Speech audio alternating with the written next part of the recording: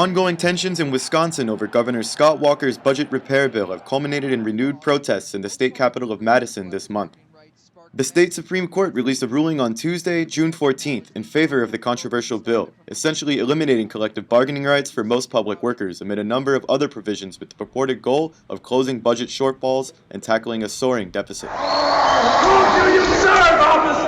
On Thursday the 16th, the state legislature approved the two-year budget that includes a number of cuts in public spending. But a vocal and diverse number of social sectors in Wisconsin continue to reject the idea that a fiscal crisis is the real driving force behind the far-reaching legislation that will also have major implications in such areas as education, healthcare, public services and transportation, and immigration. There's a coordinated attack right now. This is about corporations getting their agenda through. Corporations are writing this legislation very literally. There was a tax break for Philip Morris last week. I mean, the kind of tax breaks that are going through are egregious, and they're a clear transfer of wealth, balancing this budget on the backs of workers and the poor, and putting, every last penny that people have in this difficult economy into the pockets of corporations. It's truly a reverse Robin Hood budget. This is really about the right, again, to unions to have a place at the table, our democracy, what type of society we want to live in. And that's nothing more than a ruse. It's really just a divide and conquer tactic. They've the same interests have busted the unions in the private sector. I'm a fourth generation steel worker out of Chicago. So I lived through the decline of the steel industry in the 1970s and 80s, watching some 85,000 workers in my own neighborhood lose their jobs, never to go back. And they too were described as greedy at the time and making the industry non-competitive. So that's the oldest trick in the book. On Tuesday, June 14th, Republican lawmakers held an unprecedented extraordinary session in an attempt to rush through last-minute changes in the budget while cutting back on debate and timing regulations. There have been several demonstrations and acts of civil disobedience as the bill now makes its way to Governor Walker's desk for signing, though none have reached the levels of the mass mobilization seen earlier this year.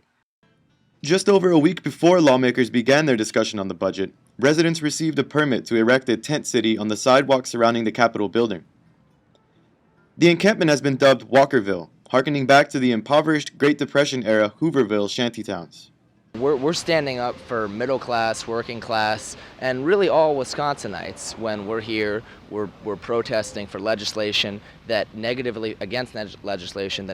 affects a tremendous number of people. We're here for the people that can't be here, the people that can't afford to have a car to drive down here, and we're fighting for you, we're fighting for everybody, and that's why we're here. We're trying to make a presence again at the Capitol. Part of the reason we haven't been around so much is because we've basically been locked out of the Capitol building, and that was the purpose of this Walkerville tent city, mostly to show that we're still here and we're still around, and if we can't get in the building, then we'll surround the building.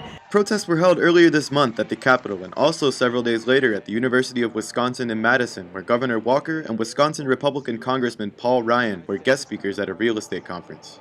Much of Walker's speech, with the noises of outside protests audible in the background throughout, focused on defending his policies as governor.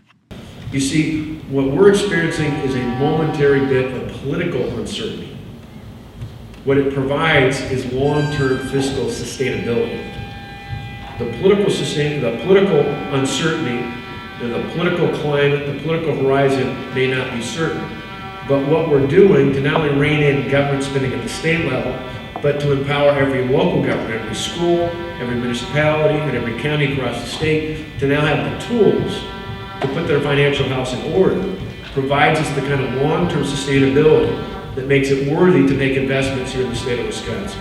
Wisconsin's political future, at least for Governor Walker and a handful of state legislators, is indeed uncertain as the state prepares for upcoming recall elections for 6 Republicans and 3 Democrats.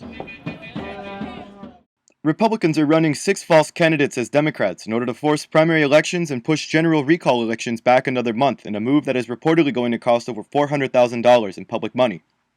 Governor Walker himself could also be eligible for a recall vote after holding office for a year in early January 2012 if enough signatures are gathered and filed.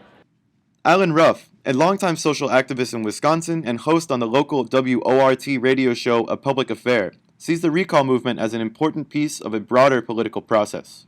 Well, number one, its significance. No one denies that it would be a very important political victory for a number of these right-wing legislators, these Republican right-wingers, to go down in defeat. That it would change the composition of the state legislature and would be a step in the right direction. There was some concern, has been some concern, that a total focus on recall and recall unto itself would dissipate the popular mobilizations that have been going on, and that has taken place to some extent. Many of us have argued right along that there's a symbiotic relationship. I'm optimistic because the generalized sentiment across the state, especially in these districts where the recall petitioning has taken place against specific Republican legislators, has been quite incredible. People going door to door. Again, this activation of people who have never been really political before. On Tuesday, May 15th, several unions in Wisconsin filed a lawsuit in federal court challenging the Wisconsin Supreme Court's decision. Many Wisconsinites are bracing for the potential impacts of Walker's legislative victory, as it remains to be seen whether people will return to the streets in their previous numbers while momentum for next month's recall elections builds. This is David Doherty with the Real News Network.